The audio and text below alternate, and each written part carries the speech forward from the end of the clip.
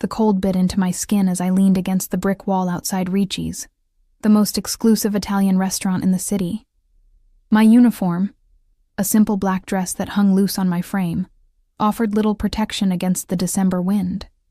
I'd lost too much weight in the past months, and the fatigue that had become my constant companion weighed heavier tonight.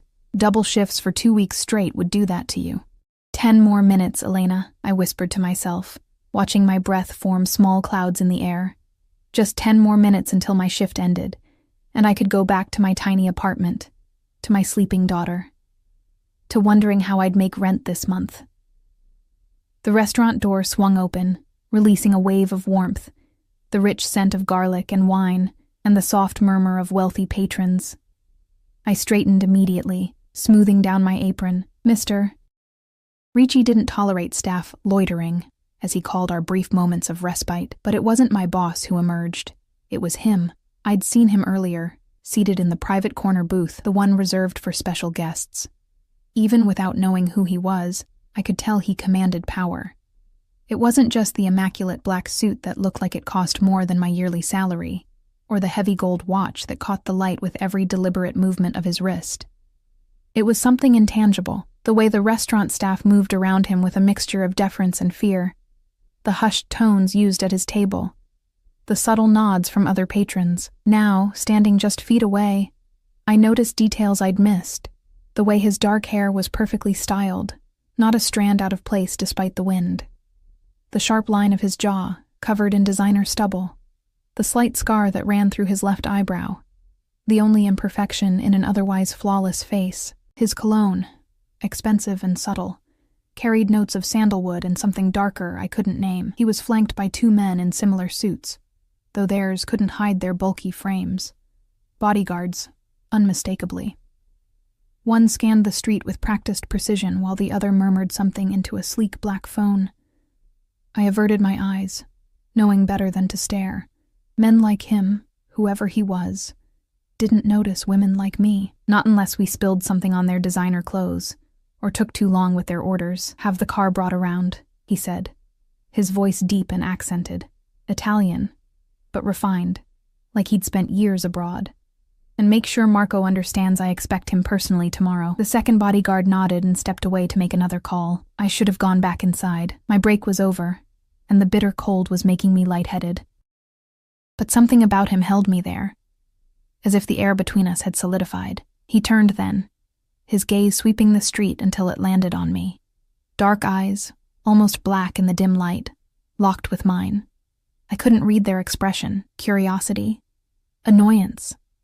Whatever it was sent a shiver down my spine that had nothing to do with the cold. I tried to look away, but my vision suddenly blurred. The street lamp stretched into long ribbons of light, and the ground beneath my feet seemed to tilt. I'd skipped lunch, and breakfast too, leaving what little food I had for Sophia. The dizziness had been coming and going all day, but this time it crashed over me like a wave. My knees buckled. I reached for the wall, fingers scraping against rough brick, but it was too late. I was falling, darkness creeping in from the edges of my vision. The last thing I registered was a sudden movement from his direction and a sharp command in Italian. Then nothing. I came to gradually, first aware of warmth, then of motion. My eyes fluttered open to find myself surrounded by soft leather. A car, no, a luxury SUV, with tinted windows and the soft purr of an expensive engine, and arms, strong arms cradling me against a solid chest, the scent of that sandalwood cologne now surrounding me. Panic jolted through me and I tried to sit up. Be still. That same voice, closer now, resonating through his chest and into mine. You fainted. I blinked rapidly, trying to clear my head. I was practically in his lap, one of his arms supporting my back, the other resting lightly on my knee. The bodyguard was driving, his eyes occasionally flicking to the rearview mirror. I'm sorry, I stammered, mortification heating my cheeks.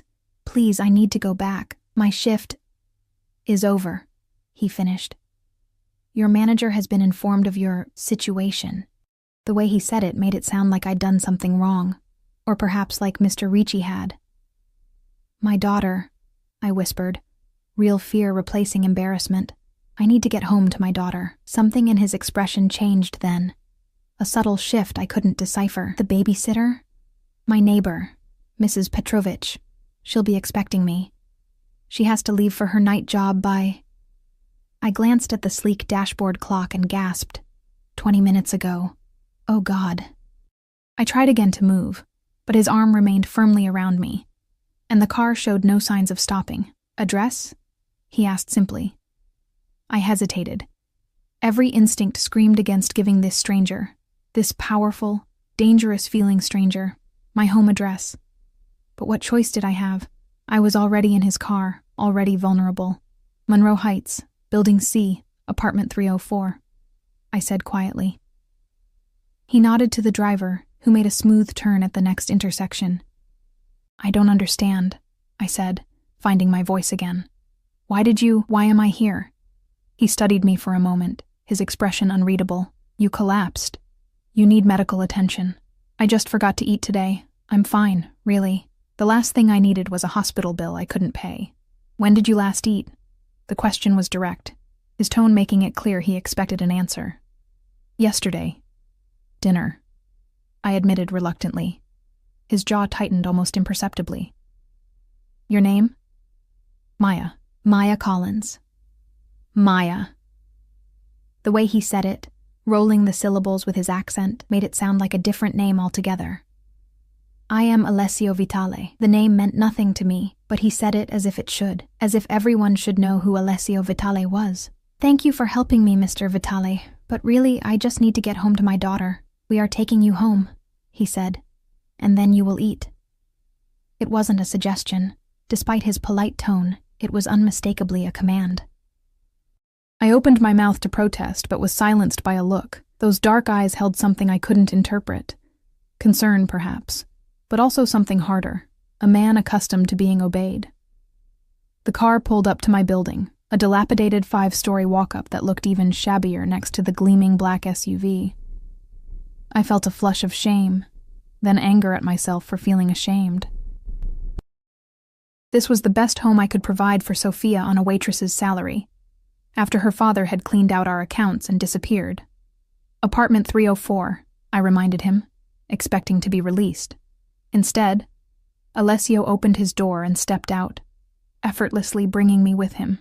Before I could protest, he was carrying me toward the entrance, the bodyguard falling into step behind us. I can walk, I insisted. I'm sure you can, he replied without slowing, but you won't. The second bodyguard appeared from nowhere, opening the building door before we reached it. How had he known which building? Had they been watching? The thought sent another chill through me. Maya! Mrs. Petrovich's voice called as we entered the dimly lit lobby.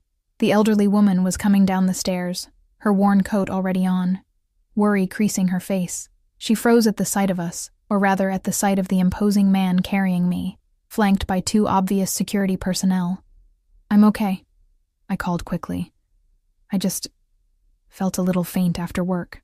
Her eyes darted from me to Alessio and back, suspicion warring with the need to get to her night shift cleaning offices downtown. Sophia's asleep, she said cautiously. Who is... a friend? Alessio cut in smoothly, his voice somehow both gentle and brooking no argument. Thank you for watching her daughter. My driver will take you to your workplace tonight. He nodded to the bodyguard who had opened the door, who stepped forward and respectfully gestured toward the waiting SUV. Mrs. Petrovich looked startled, then calculating. The bus she usually took involved 2 transfers and took nearly an hour. That's very kind, she said slowly, still watching me with concern. It's okay, I assured her, though I wasn't at all sure it was. Thank you for staying late. After a moment's hesitation, she nodded and followed the bodyguard out. The remaining man, the driver, now took the lead, moving ahead of us up the stairs, 3 flights with no elevator, but Alessio showed no strain as he carried me, his breathing steady against my side. At my door, I fumbled in my pocket for keys, increasingly aware of the surreal nature of the situation. The driver took them from my trembling fingers and opened the door, immediately stepping inside to... What, check for threats? In my tiny apartment? Wait, I said, finding my voice again as Alessio carried me over the threshold. You can't just... "Mommy?" A small voice called from the short hallway that led to our single bedroom. Sophia stood in the doorway, her stuffed rabbit clutched to her chest, dark curls tousled from sleep. At 4 years old, she was tiny for her age, all huge brown eyes and delicate features. My heart, my whole world. Alessio's arms tightened around me for a fraction of a second before he gently set me down. I swayed slightly but caught myself against the wall. "Hey, sweetheart," I said, forcing a smile. "You should be asleep." I heard voices. Her eyes widened as she took in the strangers in our apartment. "Are you sick, Mommy?" "No, baby, just tired." I moved to her, kneeling down despite my lightheadedness. "This is Mr. Vitale. He gave Mommy a ride home from work." Sophia regarded Alessio with open curiosity. Children that age hadn't yet learned to sense danger, to recognize power and the threat it could pose. She just saw a tall man in a nice suit who had helped her mother. "Thank you for bringing my mommy home," she said with the solemn politeness I'd tried to instill in her. Something flickered across Alessio's face, an expression so brief, I almost missed it. Softness? Pain? Whatever it was vanished as quickly as it had appeared, replaced by a careful neutrality. "It was my pleasure," he replied, his deep voice gentled. He turned to the driver. "The packages from the car." The man nodded and disappeared back down the stairs. I frowned, confused, as I guided Sophia back toward the bedroom. "You should go back to sleep," I told her. "It's very late." "But I'm hungry," she said, the guileless admission twisting my heart. I'd left her dinner, but it hadn't been enough. It was never enough. "I'll fix you a snack," I promised, though I knew our kitchen held little beyond some crackers and peanut butter. "That won't be necessary." Alessio's voice came from behind me as the driver returned, his arms laden with bags. "Dinner has arrived." The driver set the bags on our small kitchen counter and began unpacking containers. Dozens of them, filled with pasta, bread, salads, and meats from Ricci's. The rich aromas filled our tiny apartment, and Sophia's eyes grew wide. "For us?" she whispered, looking between me and the food in disbelief. I turned to Alessio, finding him watching us with an unreadable expression. "Why are you doing this?" He didn't answer immediately. Instead, he removed his suit jacket and laid it precisely over the back of my worn couch, then rolled up the sleeves of his crisp white shirt, revealing strong forearms and a glimpse of a tattoo, something in black ink that disappeared beneath the fabric. "You need to eat," he said finally. "Both of you." He moved to the kitchen, opening cabinets until he found plates, mismatched yard sale finds that looked absurdly inadequate next to the gourmet food. "And then we need to talk, Maya Collins." The way he said my name sent another shiver through me, not entirely from fear. There was something else taking root alongside my apprehension, something I didn't want to examine too closely. As he began arranging food on plates, looking bizarrely domestic in my shabby kitchen, Sophia tugged at my hand. "Mommy," she whispered, eyes shining with excitement. "Is he a prince?" The driver, overhearing, made a noise that might have been a hastily suppressed laugh. Alessio's mouth curved into the ghost of a smile, the first I'd seen, revealing a flash of white teeth and a hint of warmth in those dark eyes. "No, sweetheart," I said quietly, watching this dangerous man handle my discount plates with careful precision. "Not a prince. Something far more dangerous," whispered a voice in my head. "Something that should make you gather your daughter and run, not stand here wondering what his genuine smile might look like." But I was too weak, too tired, and suddenly too hungry to run anywhere. And as Alessio turned and handed my daughter a plate of pasta that made her eyes light up with delight, I had the terrible feeling that running wouldn't matter anyway. Whatever Alessio Vitale wanted, he was clearly accustomed to getting, and for reasons I couldn't begin to understand, what he seemed to want right now was us. I watched Sophia devour her pasta with the single-minded focus only a hungry child could muster. Alessio had given her the smallest portions of everything: pasta with a light cream sauce, a few meatballs, bread, and salad, all carefully cut into manageable pieces. The thoughtfulness of this gesture unsettled me more than his commanding presence in our apartment. Dangerous men weren't supposed to know how to serve dinner to 4-year-olds. "Eat," Alessio said, pushing a plate toward me where I sat rigid at our small kitchen table. Unlike Sophia's, My plate was piled high with food, too much for my shrunken stomach. When I hesitated, his eyes narrowed slightly. "You need strength." I took a bite of garlic bread, then another. The rich, buttery taste awakened a hunger I'd been suppressing for too long.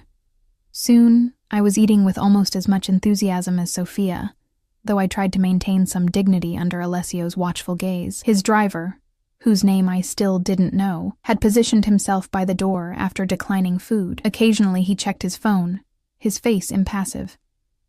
Alessio himself ate little, instead watching us with an intensity that should have killed my appetite but somehow didn't. "Why are you really here?" I finally asked, setting down my fork. Sophia had finished eating and was now fighting to keep her eyes open, her head nodding forward then jerking back up. Instead of answering, Alessio rose and approached my daughter. I tensed, but he only knelt to her eye level, his movements deliberately slow. "You should sleep now, Piccola," he said softly. "Growing children need rest after eating." Sophia regarded him solemnly, then looked to me for confirmation. I nodded, rising to take her hand. "I'll tuck you in," I said, not wanting this stranger, no matter how helpful he'd been, involved in our bedtime routine. "I want him to tell me a story," Sophia said, pointing at Alessio with the directness only children possess. My cheeks burned with embarrassment. "Sophia, Mr. Vitale is busy, and it's very late." "What kind of story would you like?" Alessio interrupted, surprising me. His tone with Sophia was different, gentler, with a patience I wouldn't have expected from a man who radiated such authority. "A princess story," she said immediately, "but not a boring one where she just waits. One where she fights dragons." A smile tugged at the corner of his mouth. "I think I can manage that." I stood frozen as my daughter took this imposing man's hand and led him toward our bedroom. Every maternal instinct screamed to intervene, yet nothing about his behavior had suggested he meant her harm. Quite the opposite. I followed them, hovering in the doorway as Sophia climbed into her small bed, really just a mattress on the floor in the corner of the room we shared. Our bedroom held my second-hand queen bed, a single dresser with missing knobs, and a collection of cardboard boxes serving as Sophia's toy storage. The contrast between Alessio's obvious wealth and our poverty had never been starker. To his credit, he showed no reaction to our living conditions. He simply sat on the edge of my bed, his posture somehow still commanding despite the humble setting. "Once there was a princess," he began, his accented voice dropping to a storytelling cadence, "who lived in a small castle at the edge of a great forest." As he spun a tale about a clever princess who outwitted dragons through kindness rather than violence, I watched my daughter's eyes grow heavy. Within minutes, she was asleep, her small chest rising and falling peacefully. Alessio fell silent, looking at her with an expression I couldn't decipher. "You're good at that," I said softly, surprised. "I had a little sister once," he replied, rising from the bed in a fluid motion. The past tense hung in the air between us, but I knew better than to ask. I pulled Sophia's thin blanket up to her chin and followed Alessio back to the living room, closing the bedroom door partway behind us. The driver was still at his post, but Alessio dismissed him with a subtle nod. "I'll call when needed, boss," the man said, letting himself out. Alone with Alessio, the smallness of my apartment became suffocating. He took up too much space, not physically, but with his presence, his energy, his unmistakable power. "Now," he said, returning to his seat at the kitchen table. "We talk." I sat across from him, mustering what little strength I had left. "I appreciate your help tonight, and the food. But I don't understand what you want from me." His dark eyes studied me with unsettling intensity. "Tell me about Sophia's father." The question caught me off guard. What does he have to do with anything? Everything, perhaps. Alessio's fingers tapped once, twice on the table. His name. It wasn't a request. Despite my confusion, I answered, "Daniel Reeves." "But he's been gone for nearly 2 years. He took our savings and disappeared. He left you alone with a child and no money." His tone made it a statement, not a question, and something dangerous flickered in his eyes. "Yes." "Look, I don't see how this Daniel Reeves is not his real name," Alessio interrupted. "The man you knew as your husband is Davide Rossi, cousin to Carlo Rossi. Do these names mean anything to you? I shook my head, a knot of dread forming in my stomach. No. Daniel he said he was a financial consultant. We met when I was in college. After Sophia was born, things changed. He became secretive, started disappearing for days, then one day he was just gone. Alessio's jaw tightened. Davide Rossi is a thief. Not just of your money, which is unforgivable enough, but of something far more valuable belonging to my family. He has been hiding for almost 2 years. But recently he resurfaced. When my men tracked him, they discovered his connection to you. I don't know anything about whatever he stole, I said quickly, fear spiraling through me. I haven't heard from him since he left. I believe you. Alessio's voice was surprisingly gentle. You are as much his victim as... He stopped himself. But your daughter is his blood. The implication hung in the air, terrible and clear. My heart began to race, and I rose from my chair, moving instinctively toward the bedroom where Sophia slept. If you're suggesting that I would give her up, or use her to find him... Sit down, Maya. Though softly spoken, the command froze me in place. I have no intention of harming your daughter, or you. Then what do you want? Alessio was silent for a moment, contemplating. The Rossi family and mine have been enemies for generations. Blood has been spilled on both sides. What David took was a family heirloom. Valuable, yes, but more importantly, it belonged to my mother. I have been searching for him for a long time, and now you've found me instead, I said bitterly. I'm sorry about your heirloom, but we have nothing. Whatever Daniel Davide stole, it's not here. I know. Alessio's gaze swept around the apartment. But Davide Rossi is a sentimental man for all his faults. My sources tell me he has been watching you from a distance. He still cares for his daughter, even if he abandoned her. The thought of Daniel, Davide, watching us made my skin crawl. You want to use us as bait. Protection, he corrected. I am offering you my protection. I laughed. A short, disbelieving sound. Protection from what? I don't need... You fainted from hunger tonight. Alessio cut in, his voice hardening. Your daughter asked for food in the middle of the night. Your apartment building has had 3 break-ins this month alone. The neighborhood is controlled by street gangs. And somewhere out there, the cousin of a vindictive crime family is watching your every move. His eyes locked with mine. Yes, Maya Collins. You need protection. Crime family. The words echoed in my head, confirming what I'd suspected, but hadn't wanted to acknowledge. This man, with his bespoke suit and commanding presence, was connected to the Mafia. And my ex-husband, apparently, was connected to a rival family. I felt sick. What exactly are you proposing? You and Sophia will come stay at my estate. You will be given everything you need: food, clothing, security. In return, you continue your normal routine. You go to work, take Sophia to her daycare. Live your life, but under my watchful eye. And if I refuse? His expression didn't change, but something in his eyes did. Then I leave tonight, and you continue struggling alone. But know this, if Davide contacts you, if he tries to see his daughter, the Rossi family will not be far behind. And they will not be as considerate as I have been. The threat was implicit but clear. Whatever game was being played between these families, Sophia and I were now pawns. If Alessio left, we'd lose his protection, but remain targets. How long? I asked, hating the tremor in my voice. Until Davide is found, until what was taken is returned. And then what happens to him? I shouldn't care, after what he'd done to us. But once, I had loved him. Alessio's silence was answer enough.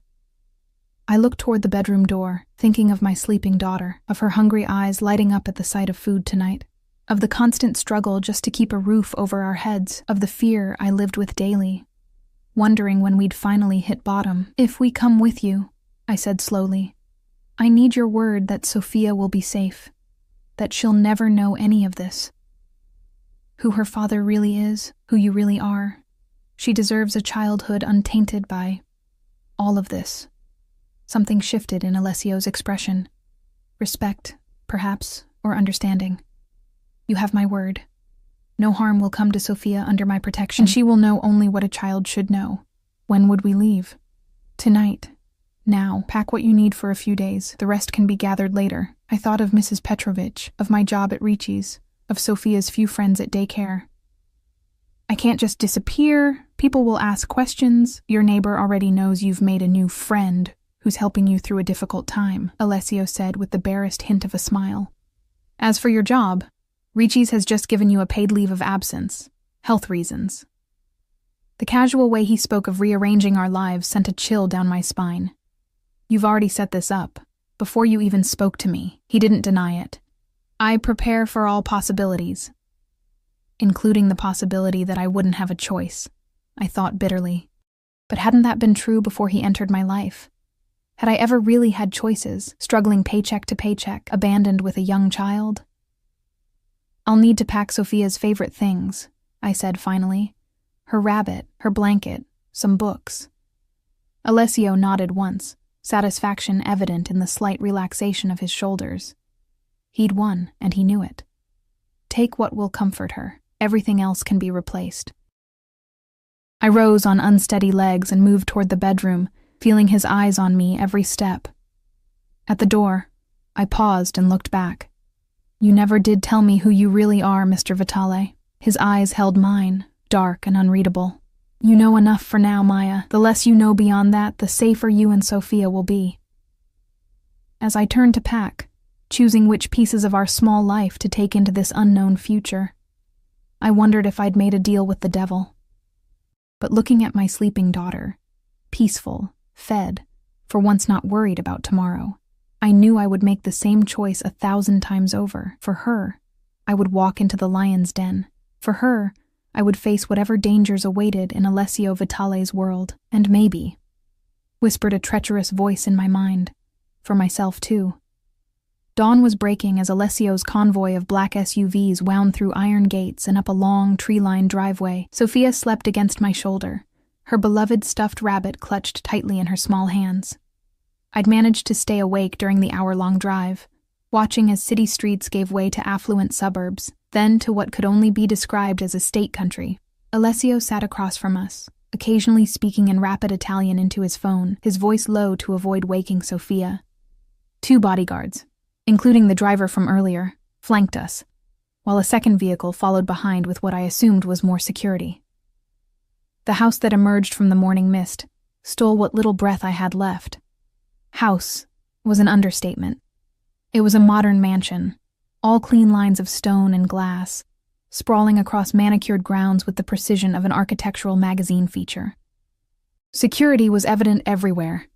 Cameras mounted discreetly, men patrolling the perimeter, a guardhouse at the entrance. "This is where you live?" I whispered, unable to keep the awe from my voice. Alessio glanced at me, something unreadable in his dark eyes. "One of my residences. It's the most secure. The most secure.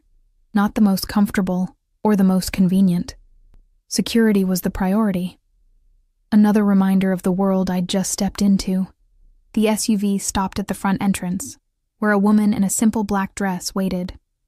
Alessio exited first, spoke briefly to one of the guards, then opened our door. I stepped out carefully, trying not to jostle Sophia. "This is Mrs. Abelli, my housekeeper," Alessio said, indicating the woman who approached with a respectful nod. Despite being probably in her 60s, she stood straight-backed and alert, her silver hair pulled into a neat bun. "Welcome, Miss Collins," she said in accented English. "The young Miss's room is prepared, as is yours." I nodded, uncertain of the proper response. "Thank you." "Mrs. Abelli will show you to your rooms," Alessio said. "Sophia should rest properly. You as well." There was no room for argument in his tone, though I hadn't planned to offer one. The events of the night had left me bone-weary, and the thought of a bed, any bed, was appealing. "And you?" The question slipped out before I could stop it. Something that might have been surprise flickered across his face. "I have business to attend to. We'll speak later, once you've rested." With that, he turned and walked away, 2 guards falling into step behind him. I watched him disappear through massive double doors, leaving me alone with Mrs. Abelli and my sleeping daughter. "This way, please," the housekeeper said, leading me into the house. The interior was as impressive as the exterior. Soaring ceilings, marble floors, art that looked museum-worthy hanging on the walls. Yet despite its grandeur, there was a warmth to the place I hadn't expected. Soft rugs, comfortable-looking furniture, vases of fresh flowers. We ascended a sweeping staircase to the second floor, then down a hallway to a set of double doors. Mrs. Abelli opened them to reveal a suite that took my breath away. "The nursery is through there," she said, indicating a door to the right.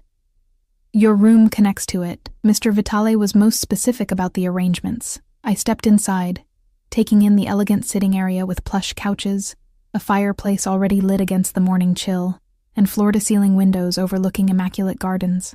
Double doors led to a bedroom with the largest bed I'd ever seen, dressed in crisp white linens and a cloud-like duvet. "The nursery?" I asked, confused. Mrs.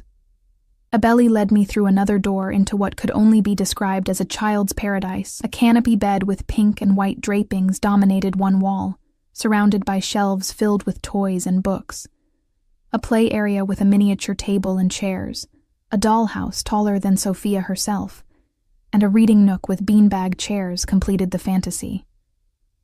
"When did he have time to arrange all this?" I whispered, genuinely stunned. "Mr. Vitale is very efficient." No, Abelli replied, with what might have been a hint of amusement. "Will you need help settling the little one?" I shook my head, still trying to process the opulence surrounding us. "No, thank you. I can manage." The housekeeper nodded. "Fresh clothes are in the dressers and closets. I took the liberty of estimating sizes. If anything doesn't fit, please let me know. Breakfast will be ready whenever you wake." With another respectful nod, she left, closing the main doors behind her. I stood in the middle of the nursery, holding my sleeping daughter, feeling wildly out of place. Gently, I laid Sophia on the bed, removed her shoes, and tucked her rabbit beside her. She stirred briefly, but didn't wake, exhausted from our midnight adventure. In my own room, I found the closet filled with designer clothing in exactly my size. Dresses, pants, blouses, even sleepwear and undergarments with tags still attached. The bathroom was equally luxurious, with a shower large enough for 4 people and a soaking tub beside a window with privacy glass.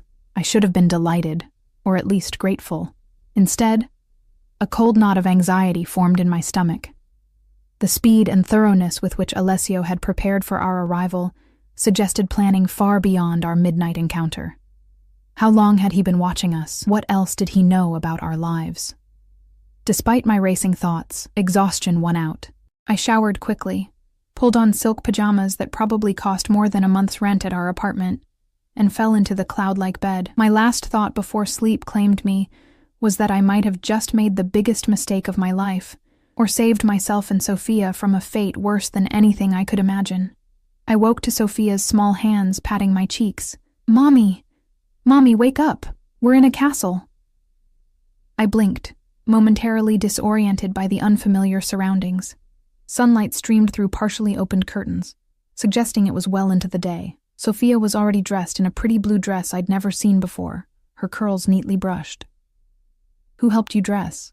I asked, sitting up groggily. "The nice lady with the white hair. She said you were sleeping because you were tired, so she helped me." "Mommy, there are so many toys, and books, and she made me pancakes with strawberries on top."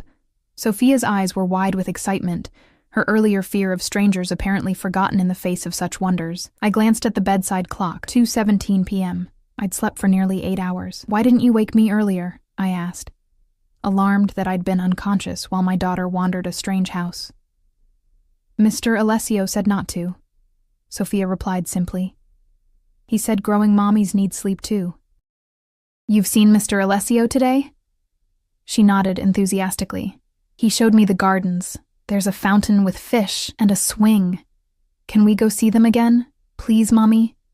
I pushed back the covers, trying to process this information. While I'd been sleeping, my daughter had been with Alessio Vitale, a man who, for all his apparent kindness toward us, was clearly dangerous. "Let me get dressed first," I said, trying to keep my voice light. Then we'll go explore together." Sophia nodded, skipping back to her new wonderland of a room. I dressed quickly in jeans and a simple blouse from the provided wardrobe, marveling despite myself at how perfectly everything fit. After brushing my teeth and running a comb through my hair, I followed Sophia's excited chatter into her room. "Look at all the books, Mommy, and this dollhouse has tiny furniture that really works." Her joy was infectious, momentarily pushing aside my concerns. I hadn't seen her this animated in months, perhaps longer.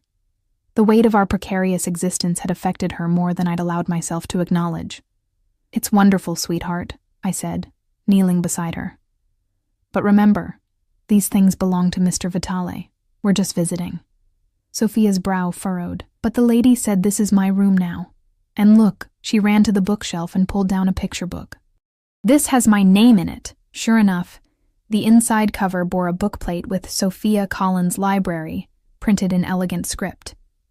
A chill ran down my spine. The personalization suggested a permanence to our arrangement that I hadn't agreed to. A soft knock at the door interrupted my thoughts. Mrs. Abelli stood there with a tray.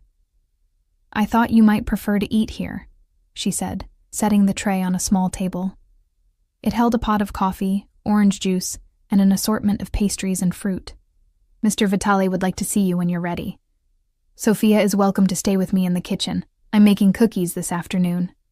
Sophia's eyes lit up. "Can I, Mommy? Please?" I hesitated, torn between keeping her close and allowing her this simple pleasure. "That's very kind, Mrs. Abelli. Perhaps for a little while." The housekeeper smiled, a genuine expression that softened her stern features. "Take your time with breakfast. Mr. Vitale is in his study. The first floor, east wing. Antonio will show you when you're ready." After she left with an excited Sophia, I ate quickly, the rich pastries and perfect coffee doing little to settle my nerves. Outside the window, I could see part of the grounds. Immaculate gardens, a tennis court in the distance, and the fountain Sophia had mentioned. Armed guards patrolled discreetly along the perimeter. A gilded cage, but a cage nonetheless. Antonio, who turned out to be one of the bodyguards from the previous night, was waiting in the hallway when I emerged. He led me silently through the mansion's labyrinthine corridors to a set of heavy wooden doors. He knocked once, then opened the door without waiting for a response. Alessio's study was exactly what I would have expected. Leather-bound books lining the walls, a massive desk of dark wood, and floor-to-ceiling windows overlooking the grounds. Alessio himself stood with his back to the door, speaking in rapid Italian on a phone. He wore a tailored suit, dark gray today, his posture rigid with what looked like tension. He turned at our entrance, his eyes meeting mine. Something in his expression shifted, softened perhaps, before he said a few curt words into the phone and ended the call. "Maya," he said, gesturing toward a leather chair opposite his desk.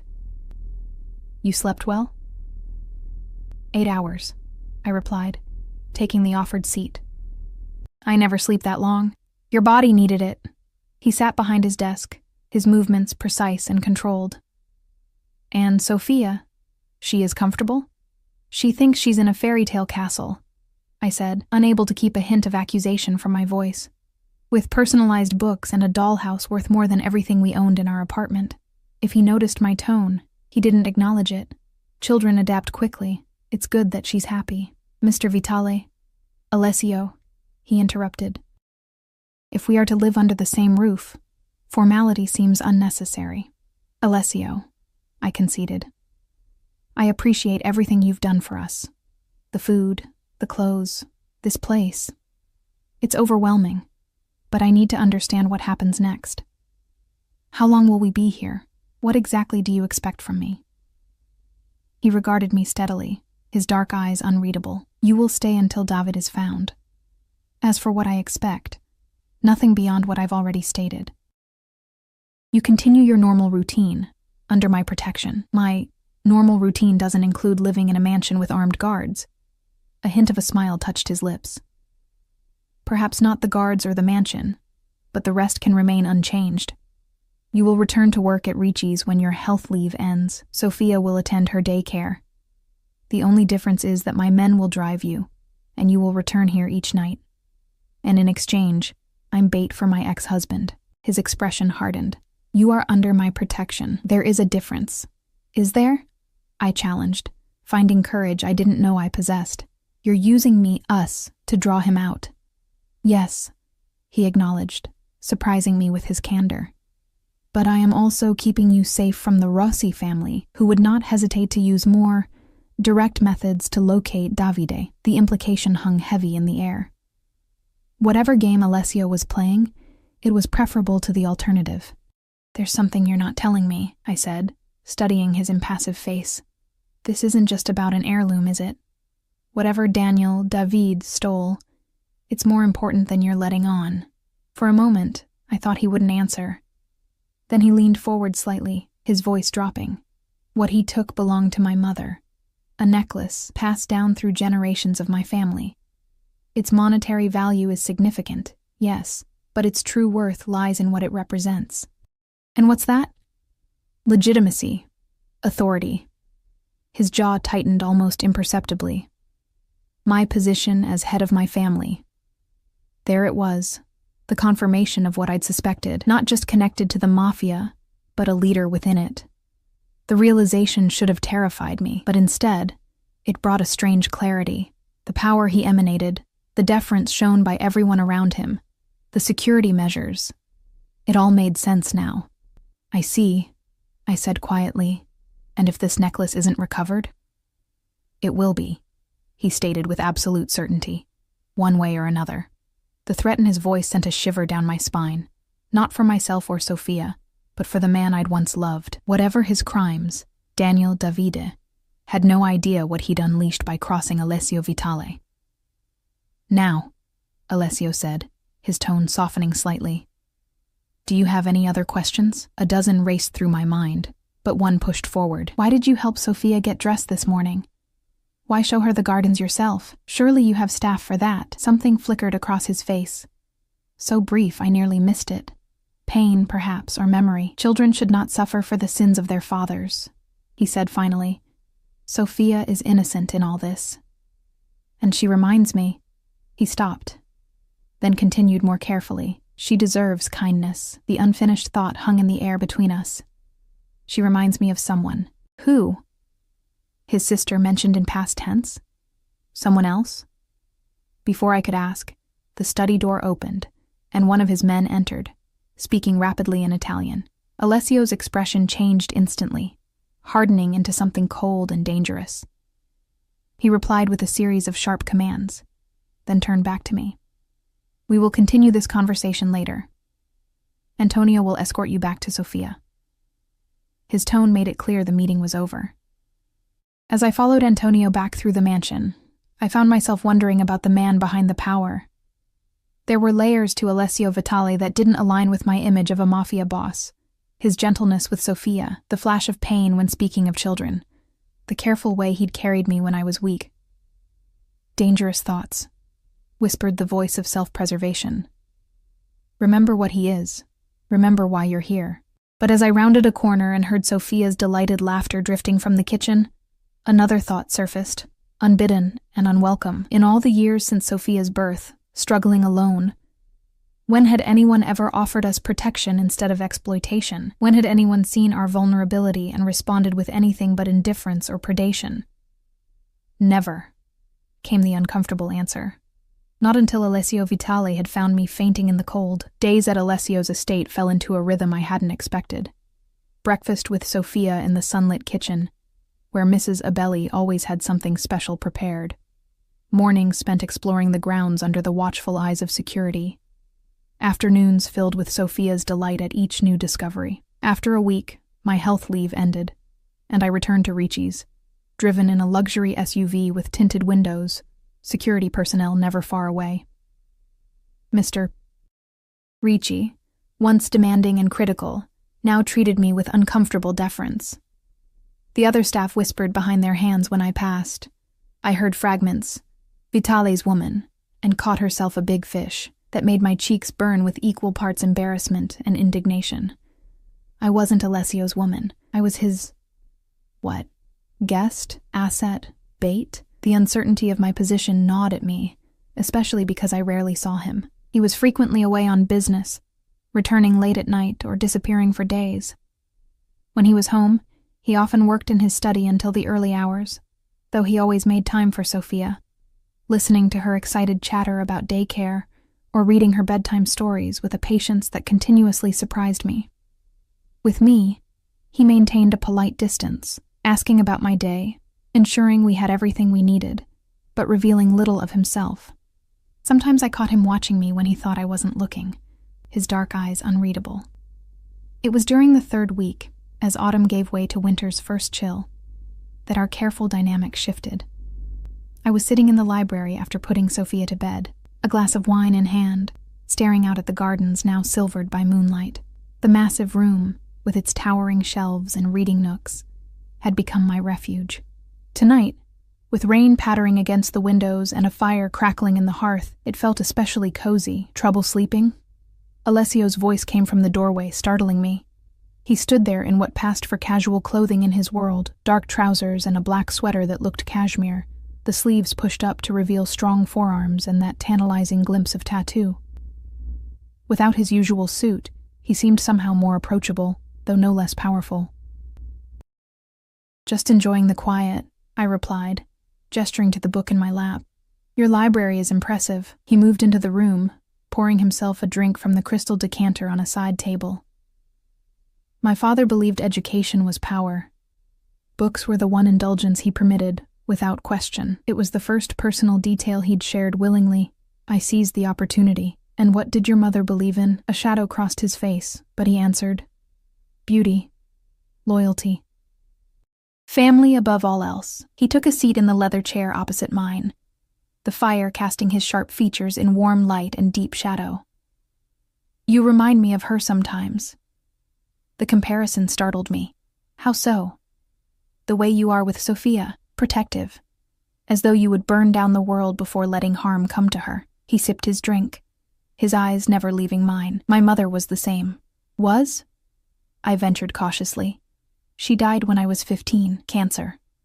His voice remained steady, but something in his eyes shifted, an old pain, never fully healed. The necklace David stole was hers. The last thing she gave me before she died. Understanding bloomed. This wasn't just about a valuable heirloom or a symbol of power. It was personal. Deeply, painfully personal. "I'm sorry," I said softly. He acknowledged this with a slight nod. "You have not asked about him." "Davide." I set down my wine glass. "Would you tell me if I did?" "Perhaps." The ghost of a smile touched his lips. "What would you like to know? Have you found him?" The question had burned within me for weeks. "Not yet. But we are close." His expression hardened. "He was seen in Montreal last week."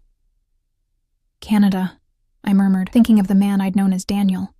His casual mentions of skiing trips north, his collection of maple syrup bottles from different provinces. Had there been clues all along? "What will happen when you find him?" Alessio studied me, as if weighing how much truth I could bear. "That depends on him. If he returns what was taken, willingly provides information about the Rossi family's operations, he might survive. If not..." He left the sentence unfinished. "And after?" I pressed. "When this is over, when you have your necklace back, what happens to Sophia and me?" The question hung between us, heavy with implications. I realized with startling clarity that I was afraid of the answer, not because I feared returning to our old life, but because part of me didn't want to leave this strange new one. "What would you like to happen, Maya?" His voice had softened, the accent wrapping around my name in a way that sent warmth spreading through my chest. "I don't know," I answered honestly. "Going back to our apartment, to struggling paycheck to paycheck. Sophia's been so happy here, she's thriving. But this isn't our world. We don't belong in a place like this." "Don't you?" He leaned forward, resting his elbows on his knees. "You've adapted remarkably well for someone who doesn't belong. The staff respects you. My associates find you intelligent and discreet. Sophia has brought life to rooms that have been silent for too long." His words stirred something dangerous within me. Hope, perhaps, or a longing I couldn't afford to acknowledge. "Your associates," I repeated, forcing myself back to reality. "You mean the other Mafia families? The people who come here for meetings behind closed doors? The reason there are armed guards patrolling the grounds?" That's your world, Alessio, not mine. And yet here you are, in the heart of it. His dark eyes held mine, challenging. Not running, not afraid. I'm terrified, I admitted, surprised by my own honesty. Every day, I wonder if I've made a terrible mistake bringing Sophia into this, if I'm no better than Daniel, David, putting her at risk because of my own choices. Alessio set his glass down and moved to kneel before my chair, bringing his face level with mine. This close, I could see flecks of amber in his dark eyes, smell the subtle cologne that had become so familiar. You are nothing like him, he said, his voice low and intense. He abandoned his child. You would die for her. Everything you have done, including coming here, has been to protect her. His nearness was intoxicating, breaking down defenses I'd built carefully over weeks. And you, I whispered. Why have you done all this? The clothes, the toys, the kindness to a child who isn't yours. It can't just be about finding Davide. Something shifted in his expression. Vulnerability, perhaps, or decision. At first, yes. You were a means to an end, but now... His hand rose, hesitating a moment before gently brushing a strand of hair from my face. The simple touch sent electricity through me. Now, I find myself looking for excuses to delay finding him, he confessed.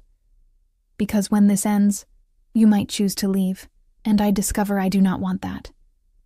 My heart thundered in my chest. What are you saying, Alessio? That you have become more than a means to an end, Maya Collins. You and Sophia both. His thumb traced the line of my cheek, featherlight. I am not a good man. I have done things that would horrify you. My world is dangerous, yes. But within it, I can offer you both protection, security, a life where Sophia never goes hungry again, where you never have to choose between paying rent and buying food. At what cost? I whispered, even as I found myself leaning into his touch. Loyalty, he answered simply. Trust. And perhaps in time, something more. The air between us crackled with tension, desire, fear, possibility. I knew I stood at a crossroads. The reasonable choice was to pull away, to remind both of us why I was really here, to maintain the careful distance that had protected my heart these past weeks. Instead, I closed the gap between us. His lips met mine with surprising gentleness, a question rather than a demand. When I didn't pull away, his hand slipped to the nape of my neck, drawing me closer. The kiss deepened, igniting something that had been building since that first night, a hunger that had nothing to do with food and everything to do with the man before me. When we finally broke apart, both breathing harder, Alessio rested his forehead against mine. We should stop, he murmured, though his hand still cradled my face. We should, I agreed, making no move to pull away. A sound from the doorway shattered the moment, a small gasp, followed by the patter of retreating feet. Sophia. I pulled back immediately, rising to follow her. Alessio caught my hand. Let me come with you. She might be confused. Together we found her back in bed, pretending to be asleep, her stuffed rabbit clutched tightly to her chest. I sat on the edge of her bed, stroking her curls. Sophia, sweetheart, I know you're awake. She peeked one eye open. Is Mr. Alessio your boyfriend now? She asked with the directness only children possess. I felt heat rush to my cheeks. It's complicated, sweetheart. Alessio sat on the other side of her bed. Sophia, he said gently, how would you feel if your mother and I became closer friends? She considered this with adorable seriousness. Would you still read me stories every night you want? He promised. And would we still live in the castle? For as long as you both wish to stay. Her small face brightened. Then it's okay. She yawned, the excitement of discovery fading into genuine sleepiness. I like it here. Mommy smiles more. As she drifted off, her innocent observation hung in the air between Alessio and me. It was true. Despite the circumstances, despite the danger and uncertainty, I had been happier here than I'd been in years. Alessio's hand found mine in the dim light of Sophia's room. We have much to discuss, he said softly, but not tonight. I nodded, knowing he was right. Whatever was happening between us, whatever impossible future might be forming, it deserved careful consideration. For Sophia's sake, for my own. But as I looked at him in the gentle glow of the nightlight, his usual hardness softened by the presence of a sleeping child, I couldn't deny the truth any longer. I was falling for Alessio Vitale, a man who by his own admission was dangerous, powerful, and decidedly not good. A man who, against all odds and reason, seemed to be falling for me too.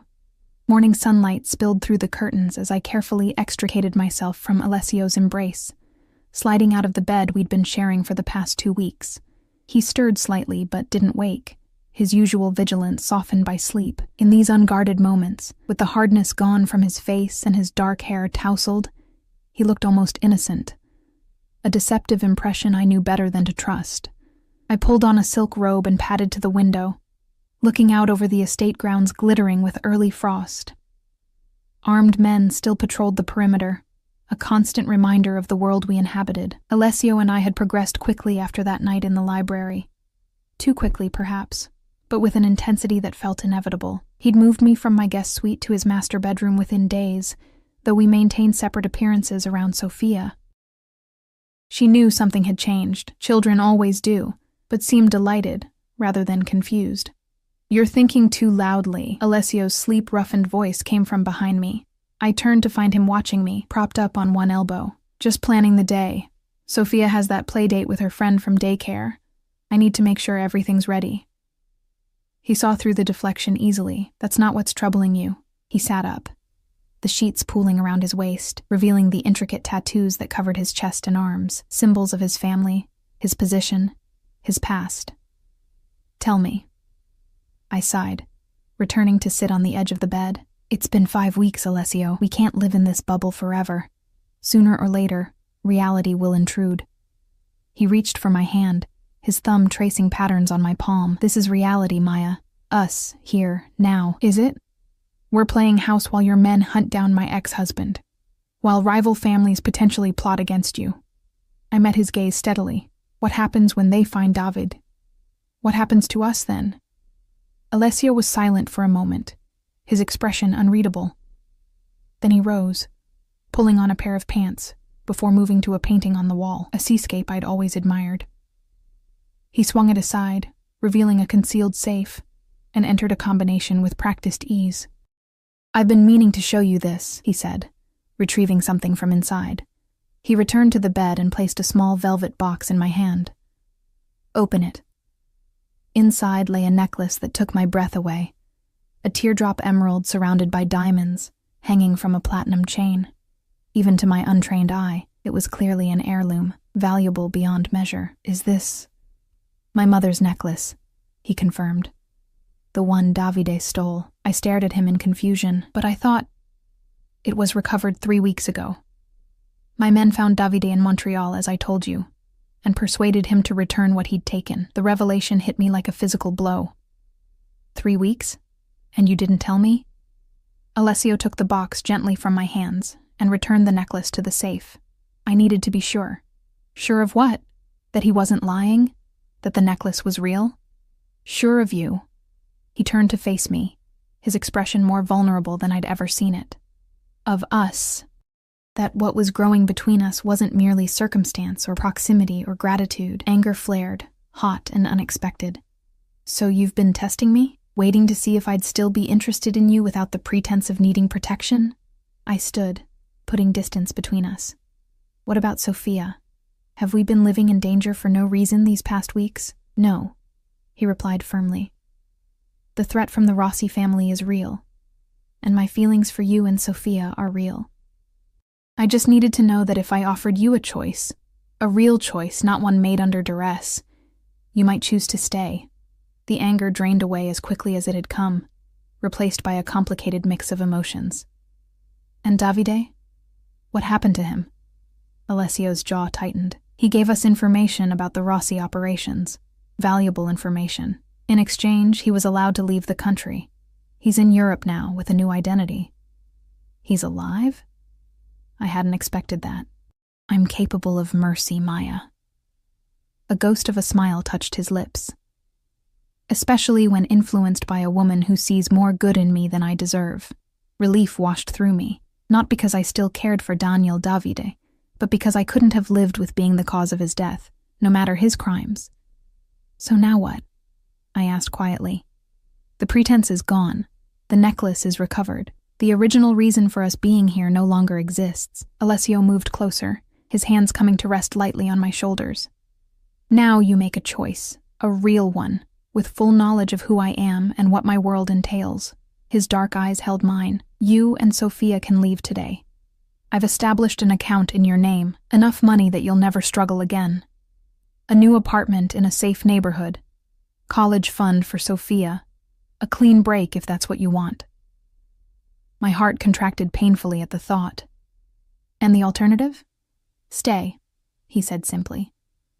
Be with me. Let me be a father to Sophia, accept my world, with all its complications and dangers, but also its protections and privileges. You're asking me to choose a life connected to the Mafia, I said, needing to hear the words out loud, to raise my daughter in that world. I'm asking you to choose me, he corrected, the man who has fallen in love with you, the man who would do anything to keep you and Sophia safe and happy. Love. He'd never used that word before. It hung in the air between us, monumental and terrifying and beautiful. I need time, I whispered. Though even as I said it, I knew my heart had already decided. He nodded, pressing a kiss to my forehead. Take all the time you need. I'll be here. Later that morning, as promised, Sophia's friend from daycare arrived for their playdate. A little girl named Emma, accompanied by her nervous-looking mother, Jessica. Mrs. Abelli had outdone herself with child-friendly snacks and activities in the garden room, where the girls quickly immersed themselves in imaginative play. Jessica and I sat awkwardly at first, the disparity in our circumstances evident in her wide-eyed glances around the mansion. So, she finally ventured, how long have you and Mr. Vitale been together? It's recent, I replied, unsure how much to share. She nodded, clearly bursting with curiosity but too polite to pry further. Emma talks about Sophia all the time. She says Sophia lives in a castle with a prince. I laughed despite myself. Children and their imaginations.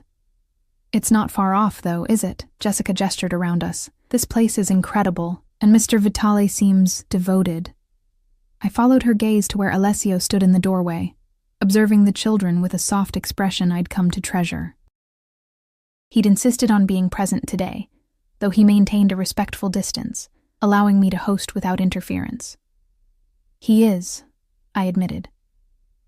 Emma's father left when she was 2, Jessica confided quietly. It's been just us since then. It's not easy, as you know. I nodded, remembering all too well the struggles of single motherhood.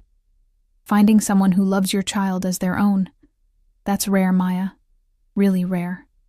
She watched as Alessio knelt to admire a drawing Sophia proudly held up. Whatever his business is, and people talk, you know they do. He looks at her like she's his whole world, both of us. I murmured, more to myself than to Jessica.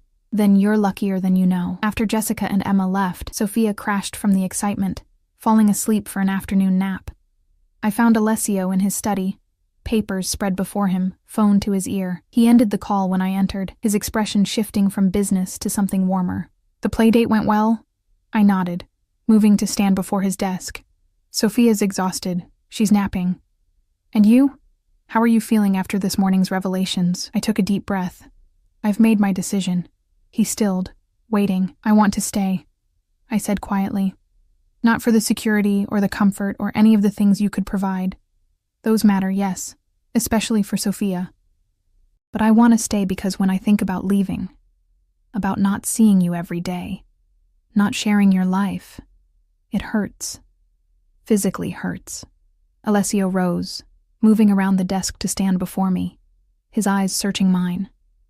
You understand what this means? My world isn't like others. There will always be elements of danger, of secrecy. I know who you are, I replied.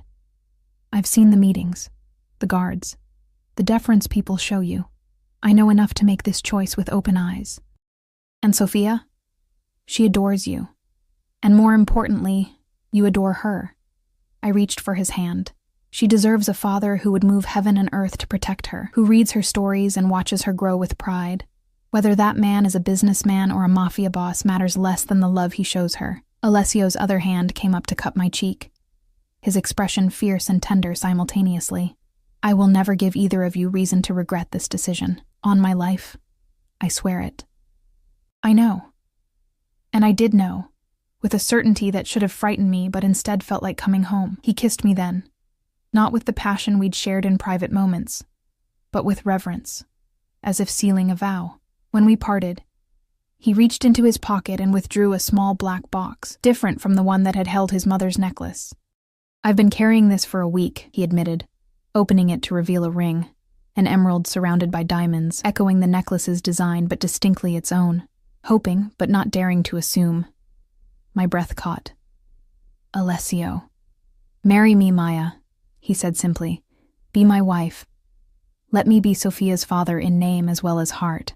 Let me spend the rest of my life proving that your choice today was the right one. Tears welled in my eyes as I nodded, unable to find words for a moment. Yes, I finally whispered. Yes. He slipped the ring onto my finger, then pulled me into his arms. Outside, the world continued as it always had, dangerous, complicated, uncertain. But here, in the circle of Alessio's embrace, I found something I'd stopped believing in long ago. A future bright with promise, a love powerful enough to overcome any obstacle, and a family built not from obligation, but from choice. I had fainted in front of a restaurant and woken in a mafia boss's arms, and somehow, impossibly, it had led me home.